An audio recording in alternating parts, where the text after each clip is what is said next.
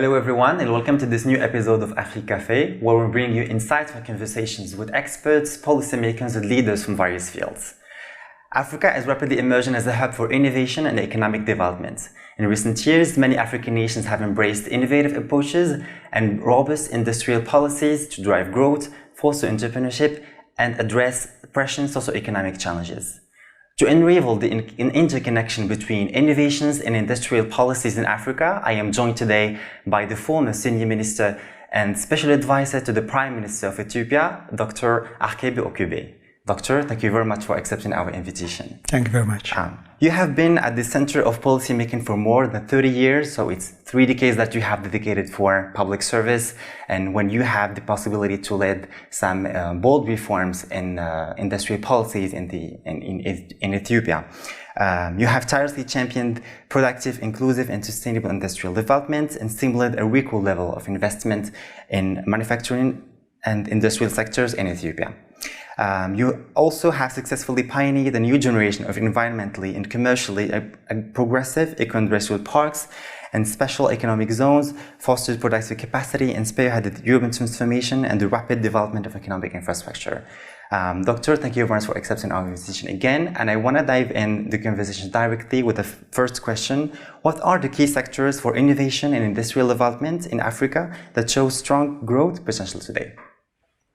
Yeah, first we need to start from the nature of technological advancement at our era. And we have seen that in the last few decades, the pace of technological advancement has accelerated, which means that African countries should put more priority and focus on innovation. However, innovation and technological capability can only be achieved if the respective governments do have industrial policy that backs technological capability. And what are the areas of technological innovation? I would say infinite. It all depends in what sector the country focuses. For instance, automotive industry is a source of innovation. And we have seen from Morocco's successful development of automotive industry. And this is linked to productivity improvement, to innovations, introduction of new technologies. But also apparel sector and textile has new elements also in innovation. It's a huge market, over $1 trillion market. So in this area also we have new materials being developed and also a sustainable way of production, including cotton. And then we can see other sectors, especially renewable energy, green hydrogen, green ammonia. So the areas for innovation are quite unlimited, and countries would need to prioritize the sectors they want to develop. There are some sectors linked with green technology, with new high-tech industries, but also the conventional industries, they are also going under a transformation process that requires new innovative approaches. So there is huge opportunity for growth in almost all sectors. And what about aeronautics, for example? Is it also an important sector that can drive growth for civil? Yeah, for sure. That's also an area of innovation. From an African perspective, when we say innovation, first we have to link it with building industrial capacity, with manufacturing capability, with industrialization. The other aspect we need to consider is when we say about innovation, it's not only about invention. It's not about science and new science and technological products. It's also about adapting, and it combines both on the basic research and also applied research. So as I highlighted earlier, every African government should be able to identify its competitive position and try to pick some new industries and high-tech industries where there is a potential for leapfrogging, but also see how the potential for transforming the sectors they are focused. If I may bring an example, food security. For food security to be successful, you need advanced biotechnology, you need innovation. In pharma industry as well, you still need to build biotechnology capability. But beyond that, also, there are issues linked with productive capacity, linked with skills development, linked with managerial development, new ways of processes. So it's a wide array. And the process is that countries will acquire new skills earlier. It will be incremental. But in some specific sectors, there will be a potential for leapfrogging and also embracing new technologies, like, green technologies, for instance. In order to foster an innovation ecosystem, for example, in Africa, do we always have to rely on foreign investments, or do we have the capacity to mobilize funds to do so here locally, or maybe through partnerships between countries? What do you think about it? Yeah, first, we need to recognize that foreign direct investment can be a good source of innovation capability, technological capability.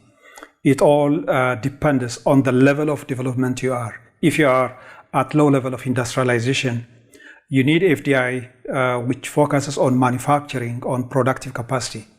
And here there will be multiple ways where technological capability will be relying. I would like to refer one important concept we learned from Alice Amsden's work. And in technological capability, she, as a development economist, tries to identify the importance of productive capacity, then also innovation capability, and even investment capability. So I would say the possibilities for acquiring new ideas, new management skills, new technological products from FDI's inflow is important, but FDI does not generate productive capacity or innovation capacity automatically. You need to have the right policy that forces the companies investing to transfer know-how, to transfer technology, to use latest technology. And you also need to target companies which have significant existence in international market, in export market, and you need to develop an ecosystem that would really help for inter-firm learning. So local companies can participate in the process, local talents could be mobilized. Here I would like to emphasize one important aspect also from experience we see in Morocco. Morocco was able to develop some new sectors like automotive industry by developing the industrial ecosystem. So this provides good opportunity to nurture skills, and also firms can transfer know-how and can learn from each other. And it also allows the local content to increase gradually. But you need to put in quite an array of policy instruments and incentives that really help us to move in that direction. On the other side, the know-how innovation doesn't only depend on is not limited to FDI. Countries have opportunity to develop their R&D capacity.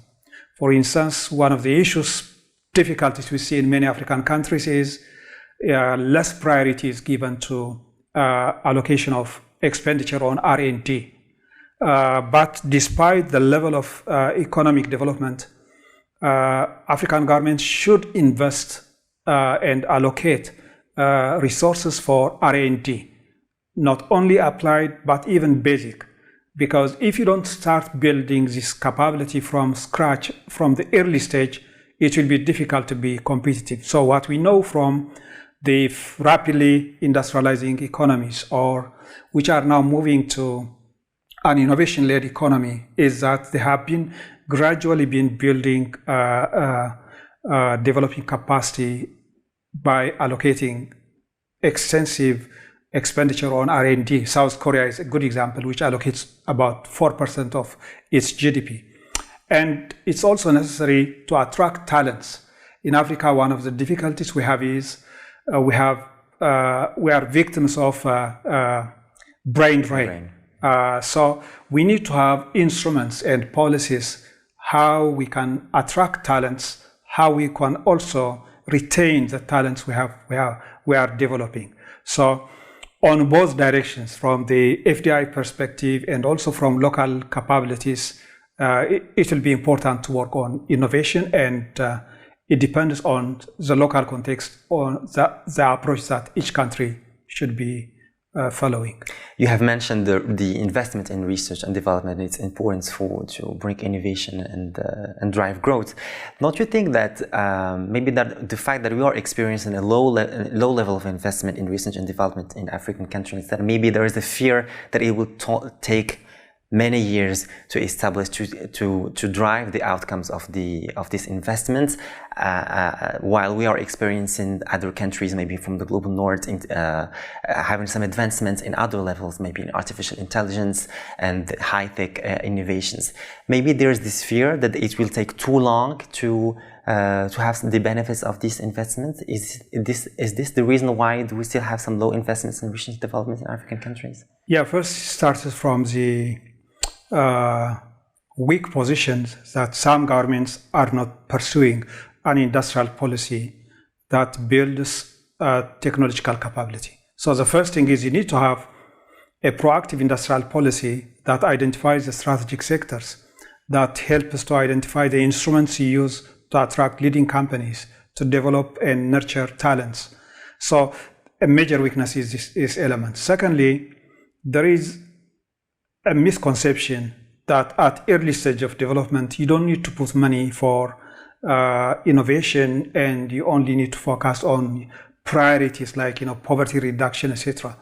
But ultimately, if we have to create jobs, and we have to create jobs in Africa, tens of millions, because according to some studies, by 2050, an additional 800 million people will be joining the workforce.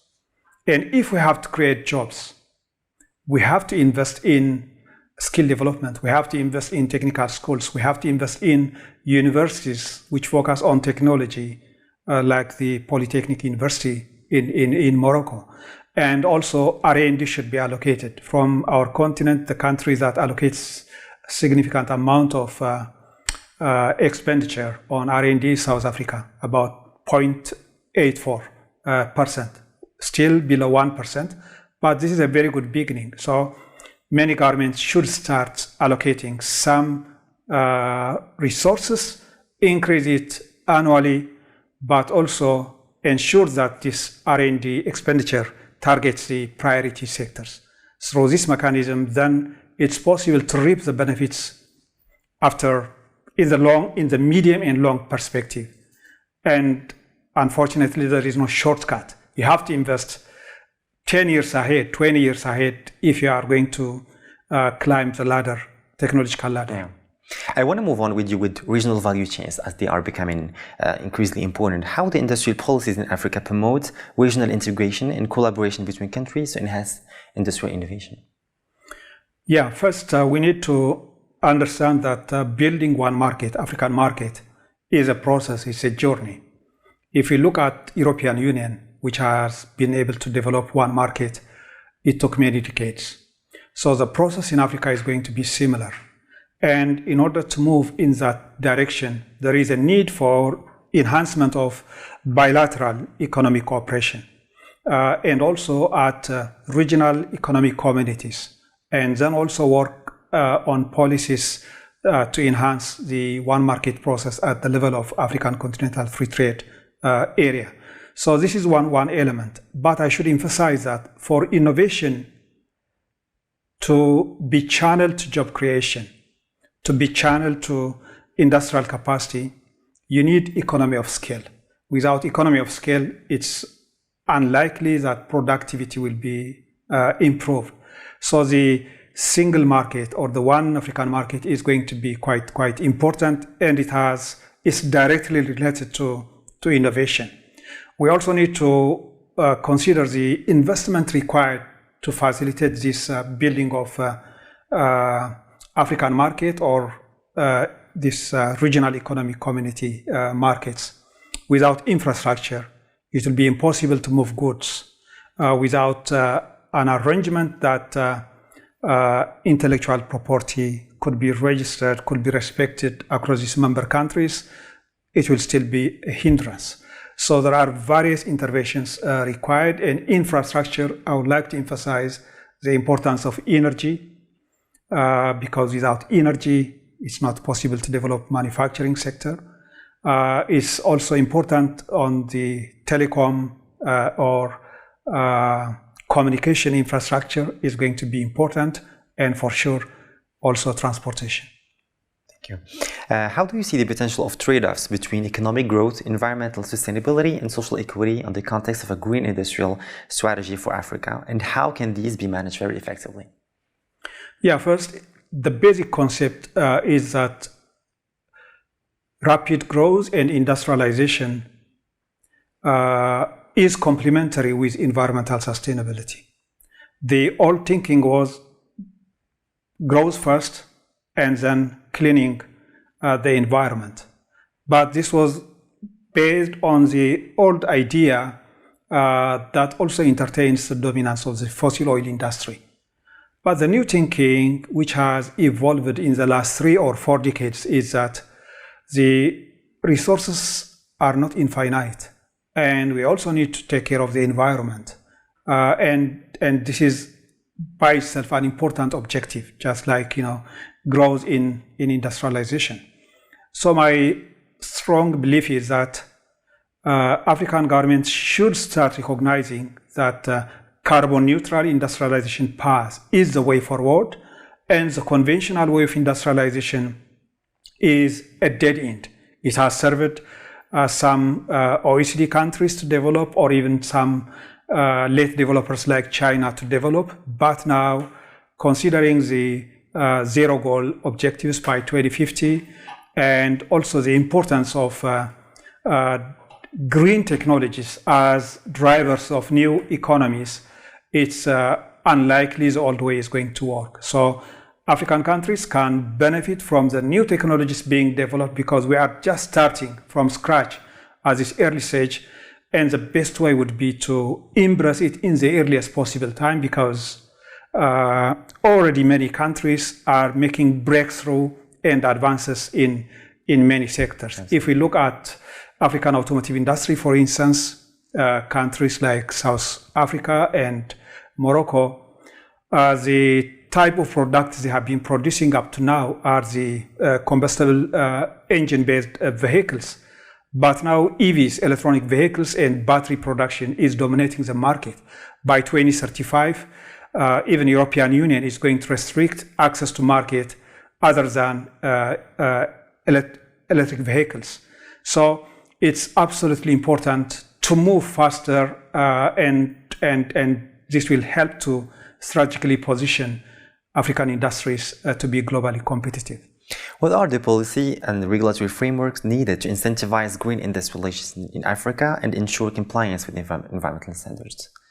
Yeah, the first thing is a key aspect of industrial policy is that the support required should focus on the production side, on the demand side, rather than on the regulation side.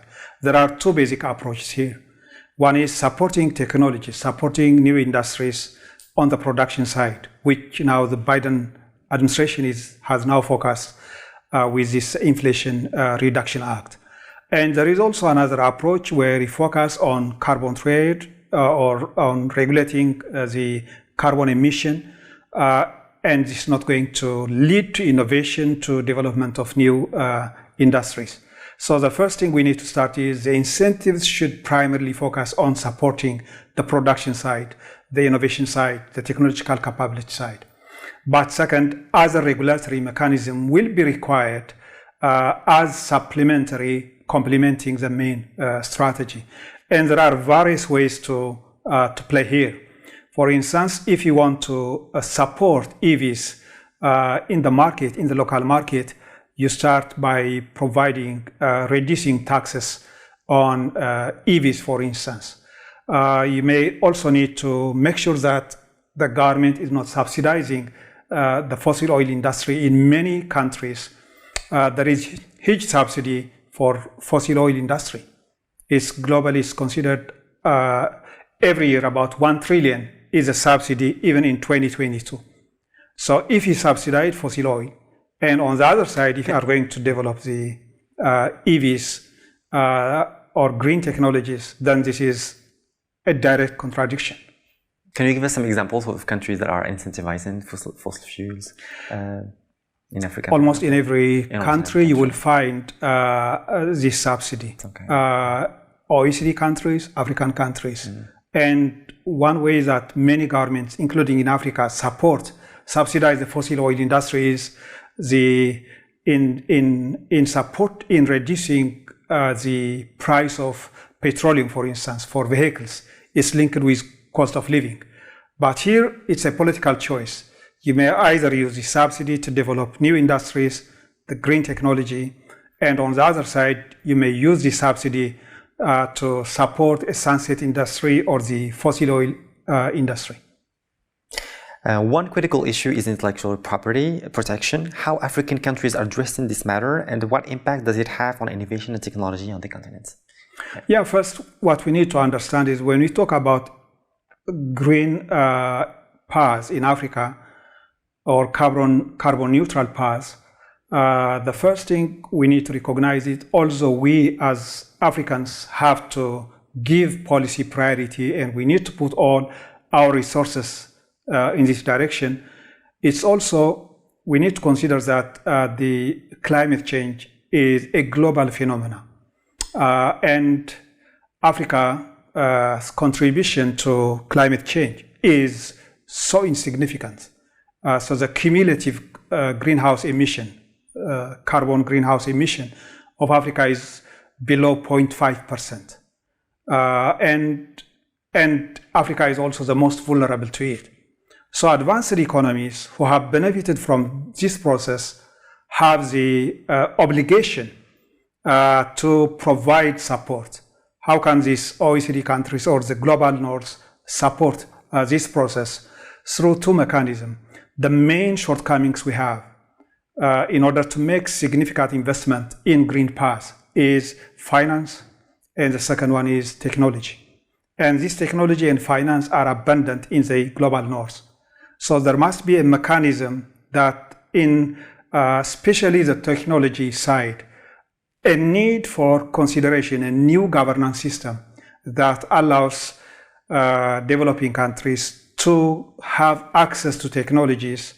And this has been the case as we have seen it during the COVID-19 pandemic. At that time, a discussion was raised that African countries should have access to technology related with vaccine production. But the OECD countries, most of them, objected to it, which really shows that the global governance system is a twisted one. So on the intellectual property right, a big concern is not that this regulatory framework is absent in Africa. That's not the problem. The issue and the most difficult issue is that African countries as low-income developing countries should have access to some technologies so that the benefits can be shared at global level. And this brings us to the end of our conversation today. Thank you very much for the valuable insight that you shared today about innovation and industrial policies in Africa. Dear listeners, thank you very much for joining us today, and I give you stay tuned for more captivating episodes. Thank you very much. Thank you. Thank you.